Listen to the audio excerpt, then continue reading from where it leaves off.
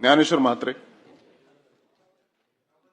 सभापती महोदय, हा वारंवार प्रश्न आम्ही दर अधिवेशनामध्ये उपस्थित करत असतो आणि बीओलोचं काम साहेब हे एक दिवसाचं 2 दिवसाचं नसून वर्षानुवर्षे आमच्या शिक्षकांना काम करावं लागतं आणि त्याकरता शिक्षकांना कंटिन्यू बाहेर लागतं आणि त्यामुळे विद्यार्थ्यांचं फार मोठ्या प्रमाणामध्ये शैक्षणिक नुकसान होत आहे.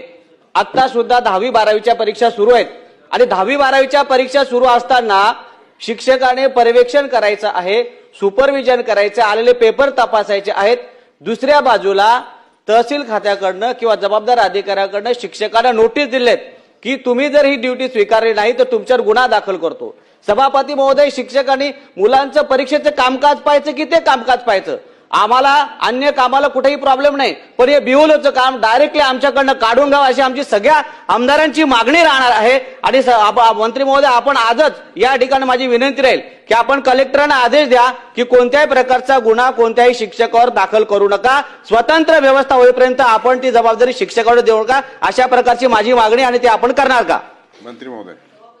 सन्मान्य सदस्य म्हात्रे साहेबांनी उपस्थित केलेला प्रश्न अतिशय महत्वाचा आहे. परीक्षा सुरू असताना कुठलंही बीओलोचं काम त्या ठिकाणी शिक्षकांना देण्यात येऊ नये. जर का अशा पद्धतीचं देण्यात आलं असेल तर याची संबंधित विभागाला त्या ठिकाणी निर्देश देण्यात येतील. त्याच पद्धतीनं आपलं दुसरं काय म्हणतो, नाही गुन्हा दाखल तर होणारच नाही. जेव्हा परीक्षा सुरू आहे तेव्हा बीओलोचं काम देण्याचं प्रश्नच त्या ठिकाणी उठत नाही. दुसरी आपली जी मागणी आहे की सर्व आमदारांची मागणी आहे की बीओलोचं काम हे परमनंट शिक्षकांकडून त्या ठिकाणी काढून घेणार. या संदर्भात सर्व शिक्षक आमदारांसोबत एक बैठक लावून त्या ठिकाणी उचित निर्णय घेण्यात